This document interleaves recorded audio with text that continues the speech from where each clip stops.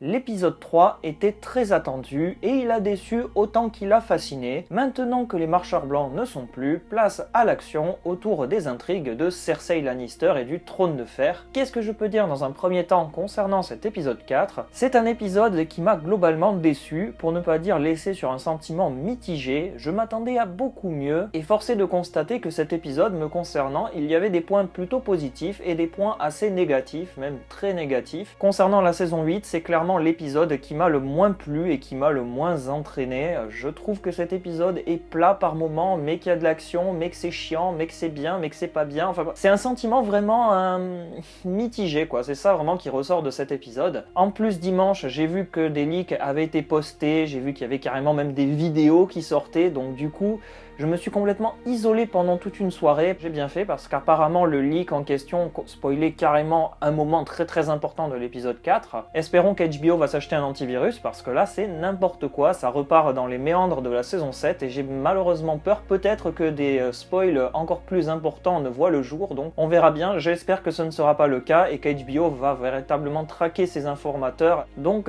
pour en revenir à l'épisode, sans encore rentrer dans le détail, j'ai pas trouvé vraiment de réel intérêt à cet épisode et c'est dommage parce que je suis sûr qu'il y avait beaucoup mieux à faire. En plus, Kit Harington, l'acteur de Jon Snow, nous avait dit que c'était l'un de ses épisodes préférés, mais je vois pas du tout qu'est-ce qu'il peut aimer dans cet épisode vraiment parce que, enfin voilà, pour moi c'est un épisode lambda quoi, c'est un épisode, il se passe des choses, mais la rapidité fait qu'au final t'as pas le temps d'avaler ces choses et bof quoi, bof, voilà, c'est le mot qu'il faut, bof. C'est un épisode plutôt bof pour moi, c'est une préparation à la grande bataille qui risque de débarquer dans l'épisode 5, mais voilà, ça m'a pas transcendé alors que je m'attendais à mieux après l'épisode 3 que j'avais trouvé très spectaculaire, décevant et frustrant par moments certes, mais quand même spectaculaire. Là, c'était spectaculairement chiant par moments, c'est tout ce que je peux dire. Après la mort du Night King dans l'épisode précédent, je m'attendais à ce qu'il y ait vraiment une communion et une célébration des morts et c'est ce qu'il y a eu. Le début de l'épisode était très touchant, on voyait par exemple Daenerys qui rendait un ultime hommage à Jorah Mormont, on voyait aussi par exemple Sansa qui pleurait carrément pour Théon et qui lui a donné une broche. C'était une scène magnifique. L'introduction de cet épisode était très beau et réussi. Là, je n'ai rien à dire sur ce sujet. Je m'attendais à ce que ce soit touchant, ça l'a été. Je m'attendais à ce que ce soit solennel, ça l'a été. Je m'attendais à ce qu'il y ait une fête ensuite pour célébrer les morts victorieux, ça a eu lieu. Mais la fête, elle a été beaucoup trop longue à mon goût. C'était beaucoup trop long. On passait beaucoup trop de temps avec certains personnages, même si certaines scènes étaient très importantes. Je pense par exemple à la scène de Gendry qui ne s'appelle plus Gendry Rivers, mais qui s'appelle Gendry Baratheon.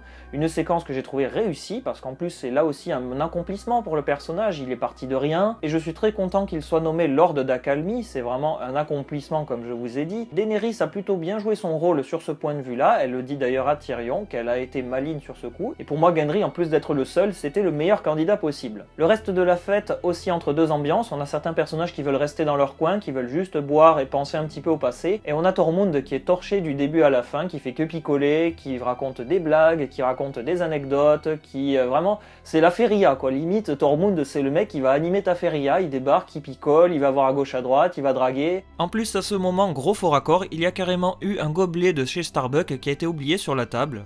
D'ailleurs, en plus, j'ai bien aimé la scène quand il voit Brienne partir, il est vraiment déçu et tu sens que il aurait aimé frapper Jaime, mais qu'il peut pas parce qu'il est à moitié bourré, donc il comprend pas trop. Donc il va noyer son chagrin dans l'alcool et avec d'autres femmes, et je trouve ça plutôt marrant. Ça allait avec le personnage et ça m'aurait plutôt surpris que ça n'aille pas dans ce sens-là. Et une autre séquence qui m'a beaucoup plu parce qu'elle apportait sur la psychologie des personnages, c'était la séquence de Sandor Clegane avec Sansa Stark. Là aussi, c'était très intéressant parce que Sandor Clegane lui disait « tu as souffert et je comprends tout à fait ». Et maintenant qu'elle est arrivée à ce statut de Lady de Winterfell, c'est une femme forte et j'ai trouvé ça vraiment très intéressant là aussi, le fait que Sandor Clegane reparle de petit oiseau. J'aurais bien aimé qu'elle dise « je ne suis plus un petit oiseau mais je suis un faucon » ou « je suis un aigle ». Maintenant, ça aurait été encore plus, la symbolique aurait été plus importante à mes yeux, mais bon, c'est le symbole des Harins, donc ça n'aurait rien fait là à mon sens, donc au final c'est très bien. Après, la séquence de jeu entre Tyrion, Jaime, Podrick et Brienne, là je m'y attendais forcément, ce qu'il y ait un gros malaise à un moment. Le malaise a bien eu lieu, et le malaise il s'est conclu comment? Eh bien une séquence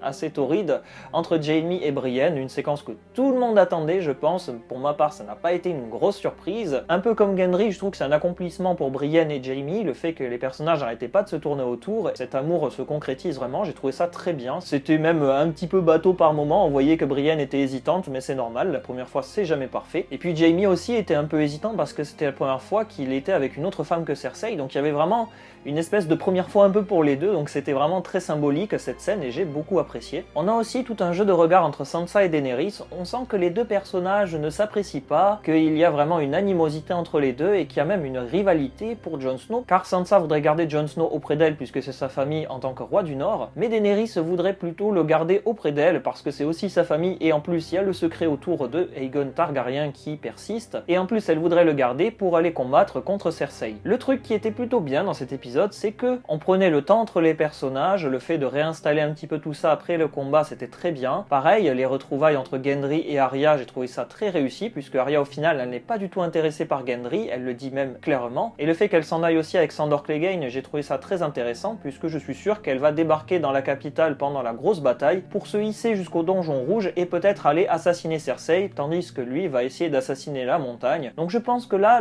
un petit peu les retrouvailles entre ces deux personnages, c'était inattendu, et je trouve que c'est très bien de voir ce duo se reformer. Le duo Arya-Sandor Clegane, c'était peut-être l'un des duos les plus emblématiques autour d'Arya, donc je suis très content et j'espère que dans l'épisode 5, on en verra un peu plus sur ce duo. D'ailleurs, la fête a duré assez longtemps et j'étais plutôt surpris de voir ça, dans le mauvais comme dans le bon. Comme je vous ai dit, c'était bien de réinstaller un petit peu toutes ces discussions et tout le contexte entre les personnages, voire même un petit peu aboutir et aller un peu plus loin au niveau de leurs relations, mais d'un autre côté, c'était long et c'était plat par moments et du coup, c'était un petit peu inintéressant et ça cassé avec l'épisode d'avant, donc c'est un peu dommage, mais j'y reviendrai après dans la partie un petit peu plus négative de ma review. Jaime et Tyrion n'arrêtent pas de picoler, et sur qui ils tombent? Bronn, forcément, je m'y attendais là aussi.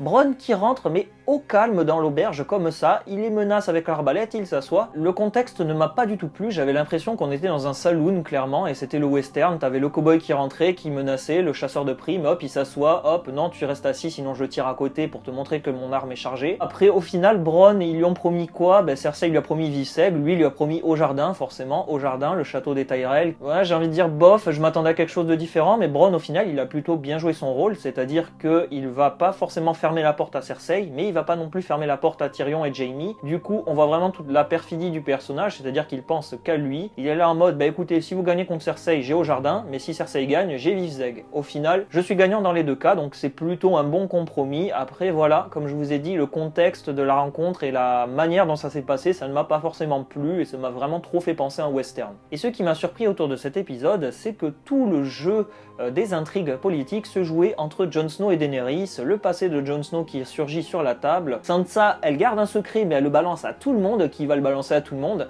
Comme le dit Varys un peu plus tard, au final, ce n'est plus un secret, 8 personnes qui sont au courant, c'est une information, et Varys, il a totalement raison. Du coup, je trouve ça assez bizarre, le fait que ce soit mené comme ça, le fait que Jon Snow, il balance son information à sa famille, c'est très bien, c'est logique. Mais le fait après que Sansa va répéter à Tyrion, qui va répéter à Varys, qui Varys va le répéter encore à tout le monde, ça fout vraiment le bordel, et c'est ça qui ressort de cet épisode, le bordel. C'est ça que je trouve dommage dans cet épisode, c'est qu'il y avait beaucoup d'informations parfois, mais les informations n'avaient aucun contexte, n'avaient aucun lien les unes entre elles. C'est comme dans l'épisode 1, on nous balance des informations, et au final, voilà, débrouille-toi, essaye de les avaler comme tu peux les infos, et puis on verra après si tu as fait une bonne digestion ou pas. Bon, clairement, moi c'est un petit peu le sentiment que m'a laissé cet épisode par moment. Et suite à ces révélations autour du passé de Jon Snow, on a Varys et Tyrion qui discutent beaucoup de la légitimité de Jon Snow et de Daenerys, et ça je l'ai trouvé vraiment très pertinent parce que au final, Tyrion, il avait un peu douté de Daenerys par moment. Je me rappelle par exemple de la séquence où elle avait brûlé les deux Tarly. Juste après, il y avait eu une discussion entre Tyrion et Varys, là aussi un petit peu sur le tempérament de Daenerys, comment la calmer, comment éviter qu'elle ne dérape, comment éviter en tant que main de la reine qu'elle fasse un avis contraire au sien.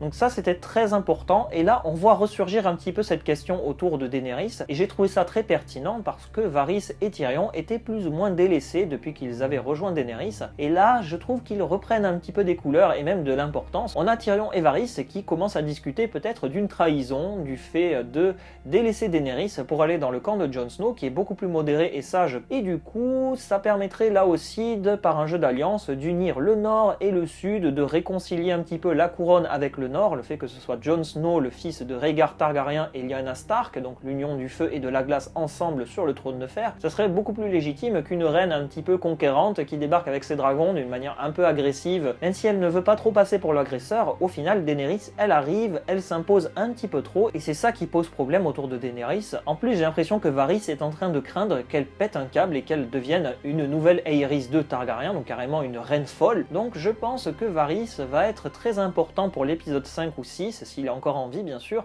Tyrion pareil. Je me demande même s'ils ne vont pas peut-être aller jusque là et trahir carrément Daenerys parce qu'elle va péter un câble. Elle a l'air même de péter un câble dans l'épisode. J'ai l'impression qu'elle est pratiquement à un point de non-retour là. Elle est arrivée carrément dans une saturation émotionnelle extrême et le fait que l'épisode se conclue par la mort de Missandei, pour moi, c'est carrément l'allumette qui vient embraser tout ça quoi. Daenerys, j'ai l'impression que dans l'épisode suivant, elle va complètement tout cramer, elle va péter un câble. Je ne sais même pas si elle va survivre, peut-être qu'elle va se faire assassiner, peut-être pas. Si elle va se raccrocher un petit peu à ce qu'elle a toujours défendu, c'est-à-dire son idéal, le fait de briser la roue, de ne pas être une reine des cendres mais une reine du peuple. Là, je ne sais pas, mais franchement, j'ai très peur pour Daenerys et j'ai même très peur pour sa santé mentale. J'ai très peur qu'elle déraille complètement. Le fait qu'elle perde en plus son dragon Rhaegal sous ses yeux, le fait qu'elle charge sur Euron Greyjoy et qu'elle fasse demi-tour, le fait qu'elle voit son armée et sa flotte se faire défoncer, le fait qu'elle voit Missandei être capturée et exécutée, pour moi, c'est carrément l'élément déclencheur de sa folie. En plus, le fait de voir Tyrion et Varys qui commencent à douter, ça sous-entend vraiment toute la détresse de Daenerys, la détresse autant sur le point de vue militaire que personnel et émotionnel. Donc du coup, pour moi, le fait qu'elle vrille dans l'épisode suivant, vraiment je vois pas pourquoi et comment elle pourrait éviter cela. Je reviens vite fait sur la mort de Missandei que j'ai trouvé vraiment saisissante et bouleversante. En plus, le fait qu'elle crie Dracarys à la fin, ça m'a beaucoup fait penser au film de Mel Gibson Braveheart, où justement on a William Wallace qui crie liberté. Mais pour Missandei, j'ai trouvé cette fin très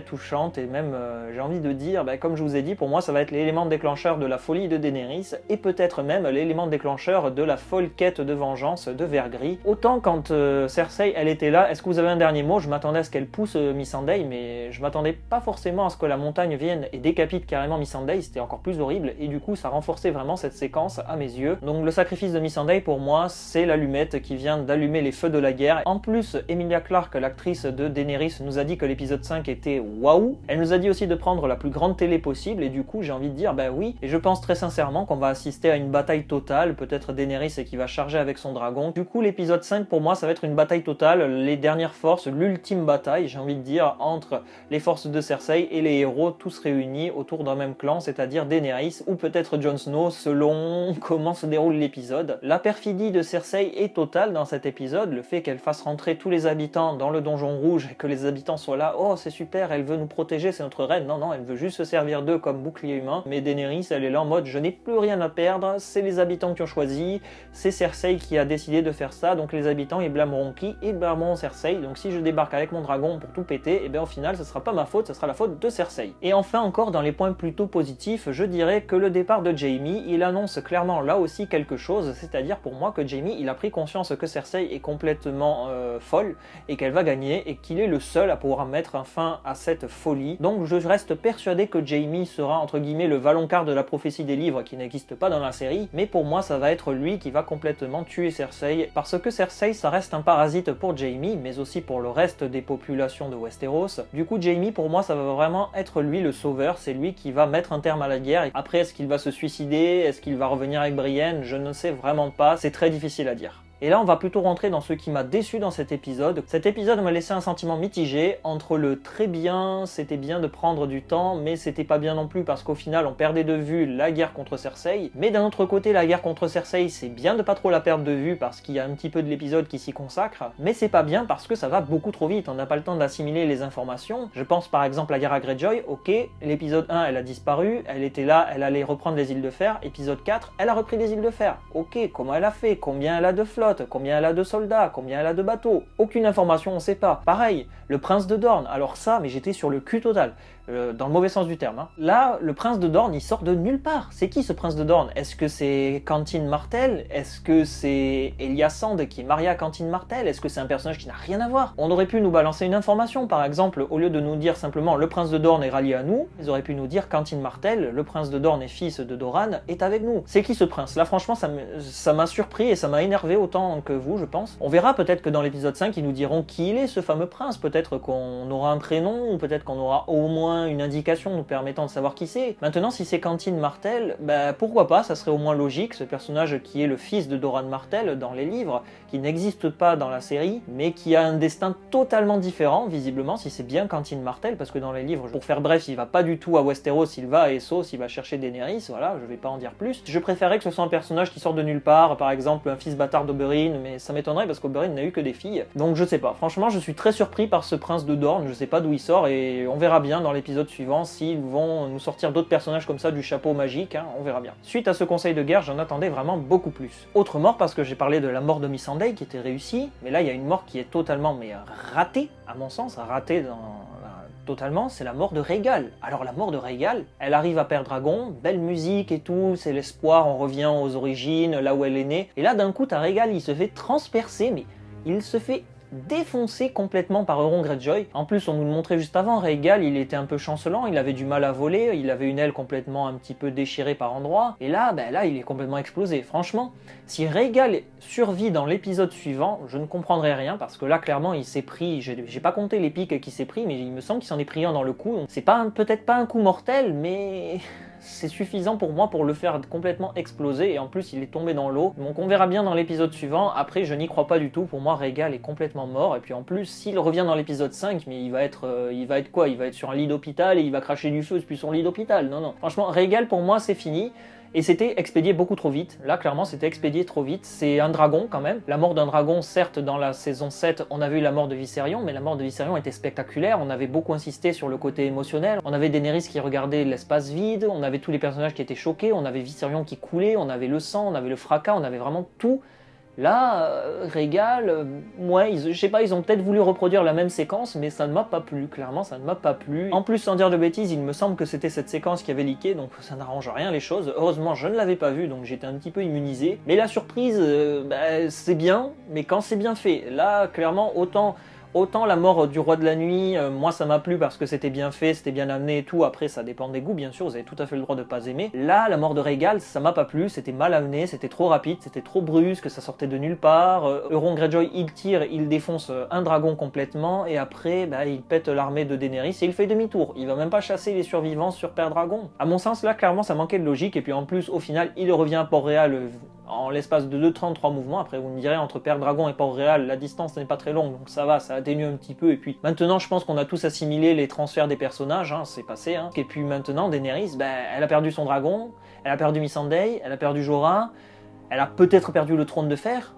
Là c'est sûr, elle va péter un câble et elle va vriller. Là pour moi il n'y a plus aucune limite. Et enfin une autre chose qui m'a même pas carrément déçu, mais qui m'a dégoûté, là je peux le dire, ça m'a dégoûté, Jon Snow et Fantôme. Mais franchement, j'étais à deux doigts de mettre pause et d'appeler la SPA pour que Jon Snow ils sont embarqués.